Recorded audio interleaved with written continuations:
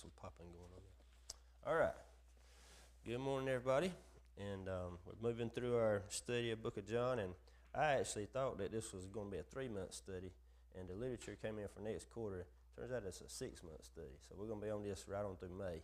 And John's a complex book anyway. It's one of the best of the Gospels, in my opinion, because John is the longest living disciple, and God spared him differently than a lot of the other disciples. They were almost all died as martyrs, and John, they tried to kill him over and over, but he continued to live and wrote down so much, and so we got a lot to thank him for, God as well.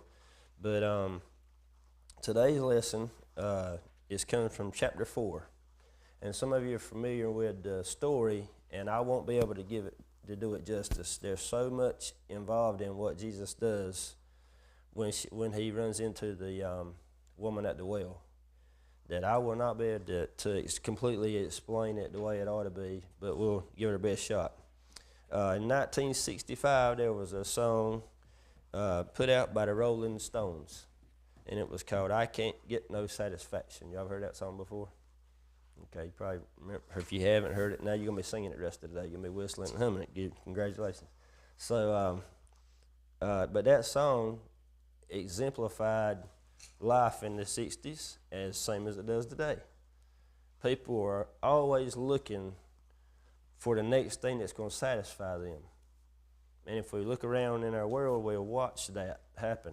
Some people are obsessed with sports, or some people are obsessed with a hobby, or some people are obsessed with their career, or making money, or having things, or the next relationship. You just continually see that, and if we're not careful, we'll fall into the same trap. Especially when we're younger and we get it on our own and we start to see success from our hard work. If we're not careful and we're not reliant and realize that we need to stay grounded with God, we'll fall into that same pattern that the world puts us in. And it's our choice, of course.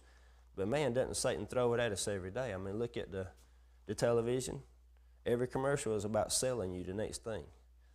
Now, our cell phones, our iPhones, whatever, and you've got anything you look at, social media or the news, there's always something there just entice you to try to buy the next thing or get the next thing or go after the next thing. And it's always driven to make you, whether you realize it or not, think that you don't have enough. You need some more. You need some more. Last week's message in our worship service was concentrated on being content with where God's placed us. And it takes some time in life I think, to understand that, I don't really need a whole lot of anything. If I'm healthy and I've got my family and my peace with God, in the end I'm good right there. John lived in a place that we don't understand. Paul even more so. They were constantly being persecuted, and in the case of Paul, he was imprisoned over and over and over, punished, whipped, beaten, burned, whatever, shipwrecked, exiled, all kinds of things. And John went through a lot of those same experiences. But John, in his writing here, talks about an encounter that Jesus has with this lady at the well. So we're going to start with chapter 4 and just read, starting with verse 1. Our study book goes from verse 11, but we're going to start with 1. And so I'm going to read just a little bit, and we'll stop and talk as we go. So this is about Jesus and the Samaritan woman. She's not named. We don't ever know her name. She's left anonymous. But it says in verse 1, when Jesus learned that the Pharisees had heard he was making and baptizing more disciples than John, though Jesus himself was not baptizing, but his disciples were, he left Judea and went again to Galilee. He had to travel through Samaria. I want you to remember this verse. He had to travel through Samaria. So he came to a town of Samaria called Sychar, near the property that Jacob had given his son Joseph. Jacob's well was there, and Jesus, worn out from his journey, sat down at the well. It was about noon, so we got the setting. He has traveled through this area, through Samaria, to this place called Sychar. And it was an area that Jacob, centuries before, had given to his son Joseph. We remember Jacob's sons, and he gave this area to Joseph. Well, this was the place where Jacob had dug a well. And it was for his family and his livestock. It had an underground spring in it. It's about 100 feet deep, I read this week. And so here it says, Jesus, worn out from his journey. You know, it's harder for us to imagine Jesus being tired. We just think of him as, Superman. He can do anything, but he's still human. And so he's tired from his journey, and he sits down at this well. We don't know if maybe he's sitting on the ground or he's sitting on the well wall there, whatever it is. But we know it's about lunchtime because it says noon. In verse 7, a woman of Samaria came to draw water. Now, first of all, Jesus didn't have to go this way. Because Samaritans were on this side of the Jordan River, most of the Jews would cross over and go down the bank on the other side and then cross back over to avoid the Samaritans. Now, why? Studying this week, we found out, where did the Samaritans come from? To start with, Jews thought Samaritans were corrupt. They thought they were tainted in some way, because if we go back to our study back through this past summer and fall, you remember when we studied how the 12 tribes split and the 10 tribes went and formed the northern kingdom, and you had the southern kingdom? Well, Assyria later attacked those northern kingdoms, and they all scattered. And there's people today that really don't know what tribe they belong to. They're descendants of those 10 tribes, but they don't know which ones, because they were so scattered. Well, some of those people were allowed to stay. Some were so scattered they never found a home again. They made one somewhere else. And the ones who stayed wound up intermarrying with some of what they would call pagan people. Some of those Assyrians. Some of those ones from other areas that were around. And those were considered to be unclean marriages, unholy, because they were marrying outside the Jewish family. Those were Samaritans. And that's where, all these centuries later, this group of people pops up again. So the Jews, later, whenever they go into exile and they came back, and Ezra and Nehemiah were rebuilding the temple, and those Samaritans asked to be included, asked, can we come help with the wall and can we come live here? And they were rejected. And ever since that spot in history, there's been a feud between those two people. And to the point that the Jews hated those Samaritans, and it was just about vice versa. And so that's why it is very unusual and unique for Jesus to be on this side of the river where the Samaritans are. So the writer in the study book says Jesus didn't have to travel this road. And that writer's right.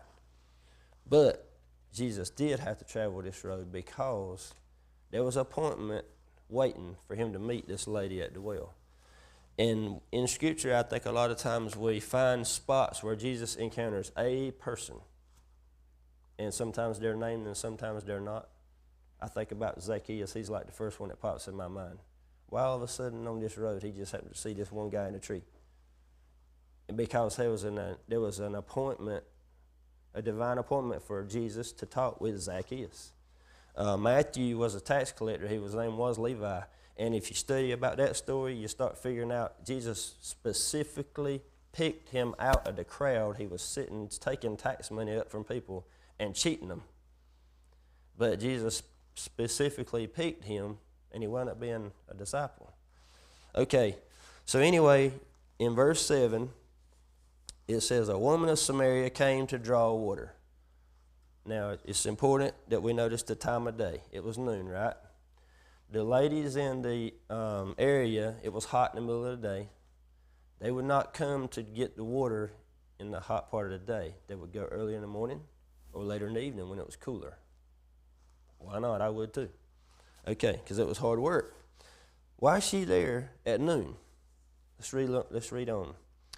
Verse 7, give me a drink, Jesus said to her, because his disciples had gone into town to buy food.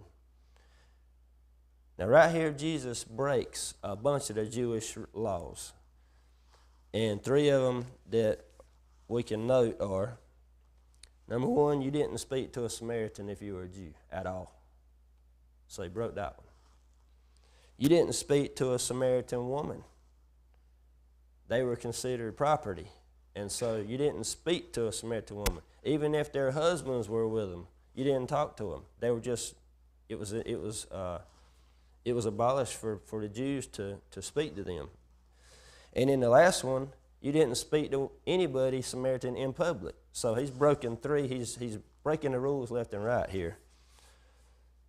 So he says to her, give me a drink.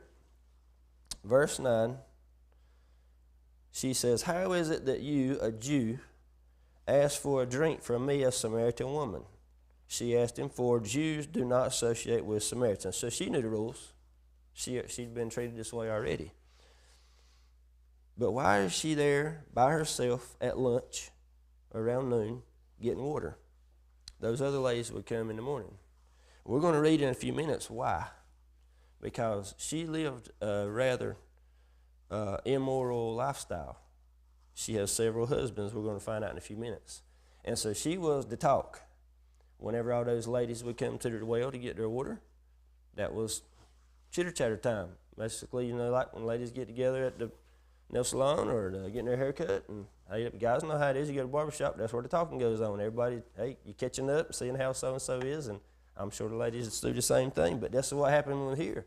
The ladies were there, and they gather together, and they talk and talk and talk. And if this lady were to walk up, she'd be talked about.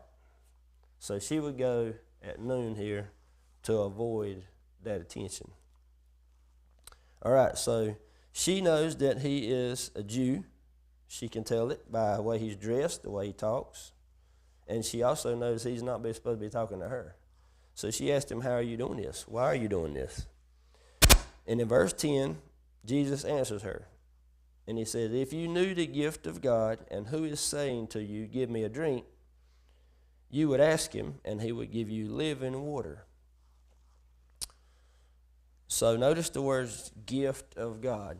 And last week we studied where Jesus is talking to Nicodemus, and we hit John 3:16. It says, for God so loved the world, he gave his only son. And that was the gift. And so he says, if you knew this gift of God, you would be thinking differently, because you would treat me in a whole different way if you knew who I was. And he mentions living water because she's going to do the same thing that Nicodemus did. We're going to read, as we read through this next few verses, she's going to think of everything in worldly, realistic, physical, tangible terms, but not in spiritual terms. And that's where the story gets bigger than I can tell it. All right, so this word living water can be translated in other versions, running water. This was a well. It's just water in the bottom of a hole. But running water, they knew that was fresher. You couldn't find it hardly. It was in a stream. You had to go looking for it. This well was just, there it is, it's a tank, and that's it. And so he mentions you would ask for living water, running water. All right, so that's where the study book picks up, because Jesus has changed this rule. And the writer said he didn't have to go that way, but we know from this meeting he did have to go that way. This trip on that side of the river was purposeful, and it was meant for one encounter, and that was with this lady. All right. So verse 11, she says, sir, because she's been teased now. He's just mentioned you would ask him and he would give you living water, and she's been enticed. Okay, now what are you talking about? So notice she changes her terminology. She calls him sir. Now all of a sudden, even though she doesn't know who he is completely, she recognizes there's something unusual here, and so she gives him at least some respect, and she calls him sir. And she says, you don't even have a bucket, and the well is deep, so where do you get this living water? So this running water, even if there was some running water around, you don't have a bucket to get it, and you don't have a rope to pull it up. This, like I mentioned, this well was deep. And so she had suffered prejudice from the Jews. So she's probably got this spiteful attitude about her. Kind of like, you're a Jew and I know how y'all treat us. So why are you talking to me? You got some nerve. Y'all treat us like dirt all the time. And so now she says, you don't even have a bucket. You can't draw living water. Where do you think you're going to get it? And then she goes even farther in verse 12 and says, you aren't greater than our father Jacob, are you? So now we begin to wonder, does she know her descendant? Is she from the family line of Joseph? Because she knows this well, obviously. She lives in this area. Maybe she grew up here. But obviously she knew, because this was Joseph's land left to him by his father Jacob. And so Joseph's descendants would have been in this area, and she calls him our father Jacob. So it could be that she is a descendant of Joseph, but she still is a Samaritan. But she challenges him in verse 12 and says, you aren't greater than our father Jacob, are you? He gave us the well, and he drank from it himself, as did his sons and his livestock. So notice her attitude toward him, and it's similar to Nicodemus in that he is confused. How is this man saying these things? Because this doesn't add up. You're going to tell me you're going to get living water. I'm looking at a well that's just a tank of water. You don't have a bucket. You don't have anything to get it with. And there's this challenge that's there. The problem was she was looking at things with spiritual blindness. She didn't have spiritual discernment. And so she is not realizing what he's trying to say. He's not talking about the water in that hole. He's talking about a completely different water, a spiritual water. So now he's claiming his superiority over Jacob in the things that he says, and she's challenged it. All right, so go a little forward. Let's go to verse 13. So Jesus said, everyone who drinks from this water will get thirsty again. But whoever drinks from the water that I will give him will never thirst again. In fact, the water that I will give him will become a well of water springing up in him for eternal life. In verse 15, she says, sir, the woman said to him, give me this water so that I won't get thirsty and come here to draw water. Now, her response is, great, give me this water. She's still talking about physical water. She's not understanding what he's saying. All right, so this water from Jacob's well was not completely satisfying. Look at what Jesus says again in 13. Everybody who drinks this water will get thirsty again. And now think of our world, and the question here in our book is, how does spiritual need resemble an unquenchable thirst? And, without Jesus, we're always going to be looking for the next thing. It doesn't matter how much money we make. For some people, it will never be enough. I look at athletes, and I get so frustrated with professional sports because I watch them sign a contract that's $8 million for 2 years, and halfway through the contract, they want to renegotiate it to maybe get $12 million for 2 years. And I'm thinking, how much do you need? What you made a deal. You have a contract, honor that, and after it's over, you can do another one. But there's just continual crave for more and more money. Or other people who get addicted on things, and there's just constant craving, and they're never going to get enough of it, whatever it is. So Jesus points out to her, she's trying to make her understand, we can tell, that this is not the water he's talking about. Not this water that she's looking at. He says, anyone who drinks from this water, they'll get thirsty again. And he's trying to help her understand, this is not the water that I'm trying to tell you of. But whoever drinks from the water God will give him will never get thirsty again. Notice he says, whoever. And now, I began to see why he's here. Because the least likely person around this area that would think they were worthy of having living water from Jesus would be somebody like this lady. And there's people all over the world that walk around every day, and no matter how much we witness to them and try to tell them over it, they don't think they're good enough for Jesus to love them anymore. they've done enough wrong, or they feel like they're so bad that it can't happen, or whatever. The reason might be, but they don't understand because they just can't see it, that he's here for all of us. He came to die for everybody, no matter what their state was, no matter how sinful they were, that he still died for that person. And so he says, whoever, that included her. And now I wonder if her mind the wheels didn't start to turn, and she started to realize, hey, I'm in that group. I'm the whoever. Just like John 3:16 was, whosoever. Okay, so he says, I'll give them water that they'll never be thirsty again. In fact, he says, I'll give them water that will become a well of water that springs up. It's going to turn into a geyser. Once they taste the water that I'm going to give them and have one drop of it, it'll be enough to cause an eruption of water. And for those who have been saved and they understand this better than I can tell it, because I can't explain it in words, once you encounter Jesus and you ask him to be in your life and you realize the blessing and that you have from the Holy Spirit and knowing him and being able to rely on him every day, that's the water he's talking about. The grace and mercy and love that you gain, the unending blessing that you get from Jesus, and it continues to grow and grow and grow. It never goes away.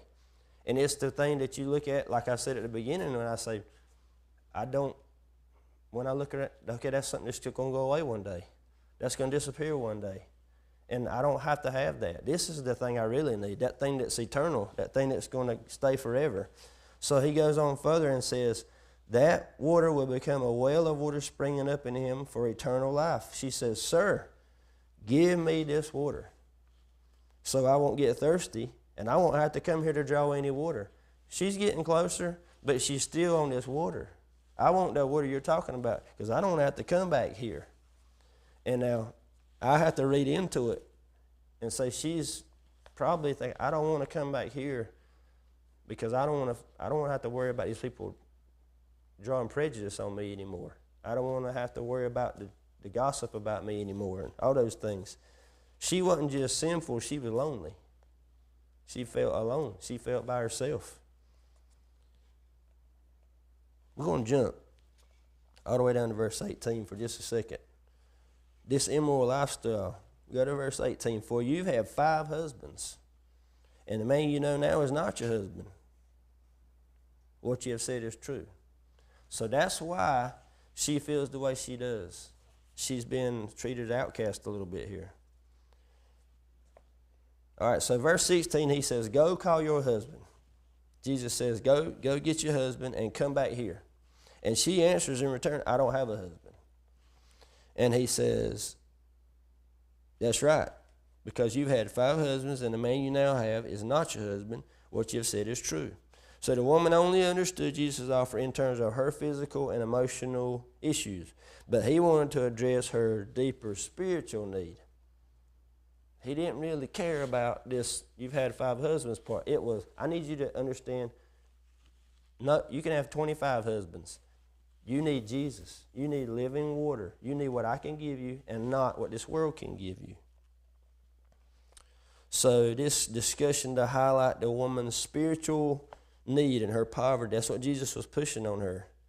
So her marital status, her history, that just revealed bad decisions that she had made, her sinful past, her immoral decisions, all those things. And he begins to expose her sinfulness. He begins to expose her spiritual needs. And she was trying to move the conversation to another place. Because of her answer, you can see that. I don't have a husband. It was, I don't want to talk about that. You brought it up, but I don't want to discuss it. Change the subject. So those who don't know Jesus or openly reject, they don't want to discuss their sin. Have you ever noticed that when we witness to people, or we mention Christ, or we mention God, or we mention the Bible, or coming to church? A lot of times they're, man, let's change the subject right now. Just find something else to talk about because it's not comfortable. So Jesus knew her better than she even knew herself at this place. He called out her 5 husbands, and we don't know why she's had 5 husbands. We don't have any indication of that. There's nothing to tell us what led to any of that stuff. All we know is she needs him. She's in a bad place and needs to find him. But he reveals his divine knowledge of her. Who else would know that? She'd never seen this man before. And he has personally told her, without saying so, I know everything about you. And then he says, you got 5 husbands. You've had 5 husbands. I know it. You don't have to. And she's thinking at that point, okay, a little more than just a Jew here. I'm dealing with somebody different. What makes admitting our past failures and current sin so difficult? I wanted to ask that question. We don't have a ton of discussion in here because of our online stuff, but this is one worth hitting. What makes that so difficult? Yeah, pride. That's a good one. What do people put on social media? Successes. We want people to see us in a good way. You know, we don't put on Facebook, my kids struck out 3 times a day. No, we put on it, so and so hit 2 singles and a homer. You know, want to give out the good news. We want people to think good about us. We want them to see us in a good light. And if we don't do so good, we put it in broad things. Had fun today. You ever notice that? Yeah, so we don't like to look at our flaws. We don't like to see our failures and our past mistakes because they make us beat ourselves up a little bit. And they ought to.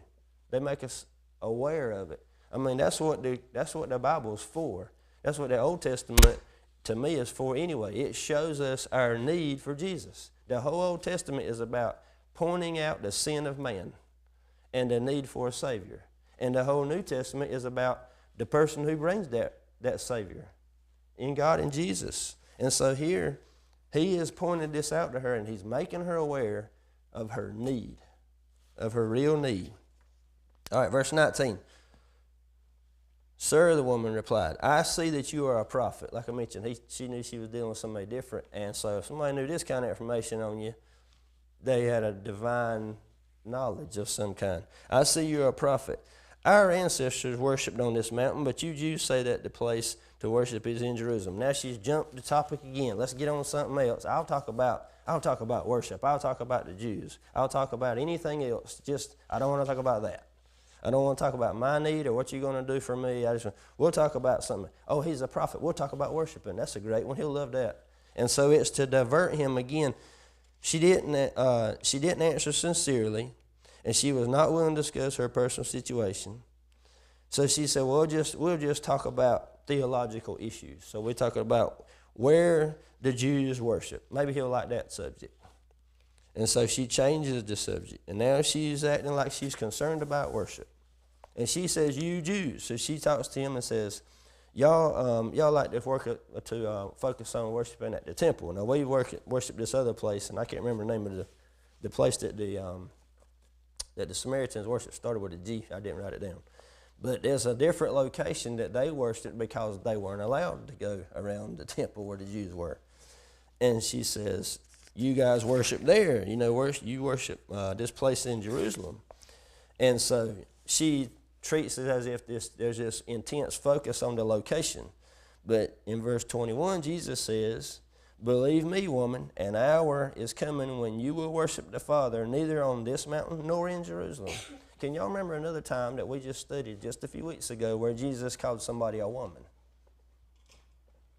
We just did it just a few weeks ago. He called his mother a woman. He didn't call her mom.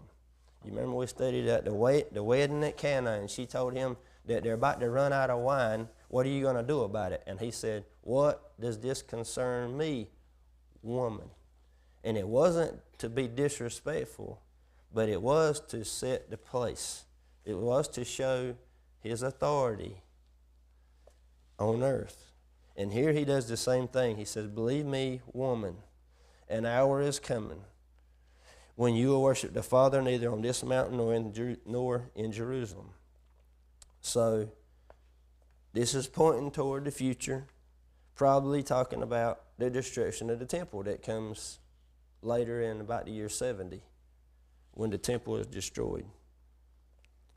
Okay, so he's talking about telling her, look, it's not going to matter where any worship's taking place, because there's going to come a time when you'll worship the Father in a whole different place than you're used to or these Jews are used to.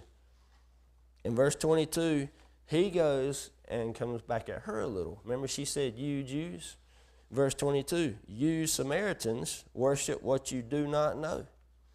We worship what we do know, because salvation is from the Jews. I want to stop right here because it kind of sounds, I had to study this a little bit more, but the writings that the Samaritans studied were corrupted.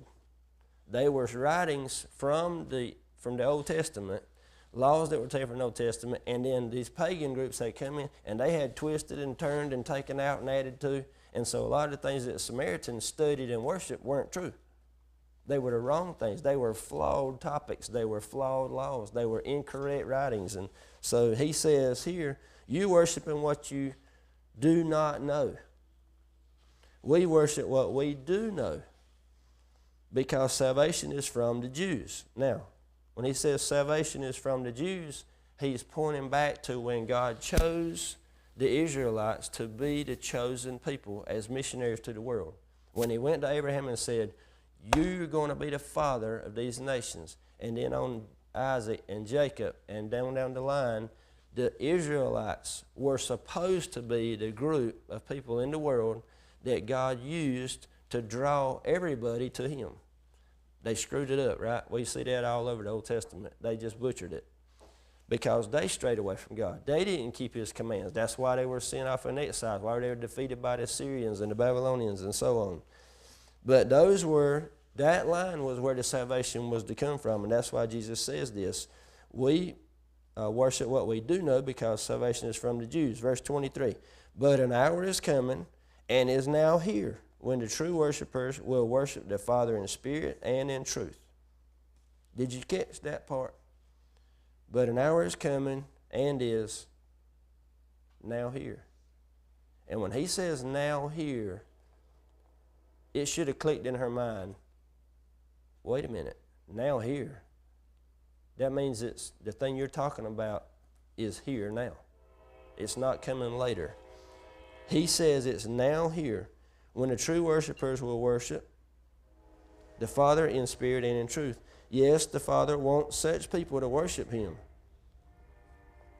So God wants true worshipers in any location, worshiping God in spirit and not in rituals. We've been through studies in the past where we talked about specifically, especially with some of the prophets we just did this summer. They said, God doesn't care about you sacrificing 1,000 bulls. It's your obedience and faith to do it that matters. He doesn't care how much money you put into the plate. It's your attitude and your love and concern and gratitude for him that matters. In other words, it's all in our heart and our mind, not in our hands and what we do. That's supposed to feed out from our heart and our mind. But the sincerity, the faith, the obedience, all that was more important. And that's why he says here, when the true worshipers will worship, not the fake ones. Verse 24, he says, God is spirit, and those who worship him must worship in spirit and in truth. God's spirit, he's not a body. Jesus was a human being, yes, but God is spirit. We're physical, he's not. We're flesh and bone, and he's not. He's spirit, and it's hard for us to wrap our minds around all of that. That's why I'm telling you, I'm not going to be able to give this all justice. But it describes his nature when it says he's spirit, because he's not flesh and bone, and he's not confined to time or space or matter. I'm confined. I can only do so much. I'm only going to live so long. I have a start and a finish. He does not. My life here on earth has a born date and a die date, and he's not like that. And so because he's not confined, and because he's not flesh and bone, and because he's all spirit, and because he is the truth, he's got to be worshiped that way. And that's what he's trying to get her to understand.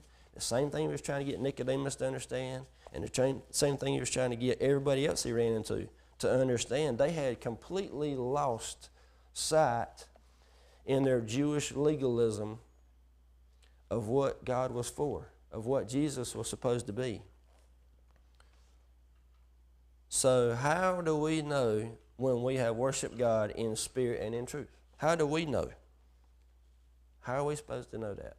What do you feel, think, or have thoughts about that help you to know when you've worshiped in the spirit and in the truth, rather than in falsehoods or fakeness? Maybe that's a bad word. What do y'all think? How do you know? Is it a feeling? Is it a gratitude? For me, I immediately feel the first thing. It's the same thing I feel when I think about my salvation or seeing Jesus in heaven or anything else having to do with God. I'm humbled to the point that I just want to lay on the ground and acknowledge who He is. And for me, that's how I feel. Is that similar with y'all? Or do you have a thought that crosses your mind? It's a feeling that goes by? Do you say, yeah, today, man, at church today, I worshiped in spirit. I know it. I didn't just show up and sit in the pew. And I didn't just, rattle off some words in a song. I heard those words. I felt them. It made me think about where I am with God. It made me think about what I'm supposed to be better at next week. How am I failing Him? How can I do better? Where am I doing good? Where is He pleased with me? All those things. So I hope that there's some way and I think it takes time. An immature Christian won't know that. This lady is in that spot.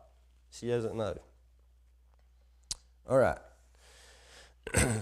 So verse 25 and 26 as we wrap up, because we're out of time. The woman said to him, I know that the Messiah is coming, who is called Christ. And when He comes, He will explain everything to us. And this is one of the best verses in this area. Jesus looks at her and says, I, the one speaking to you, am He. So after this conversation, once she said what he needed to hear, because, look, I feel like when he hits 25, verse here, 25, she breaks. After he talked about worshiping in spirit and in truth, and the people that are true worshipers are going to feel that way and they're going to worship that way, I think it just cracked her. And I think that at that point she finally broke. He finally put things plainly and put reality with God in her face, and it went straight to her heart, this complete truth without holding back, and she trusted Him at this point. Enough so that she broke and she revealed her thoughts.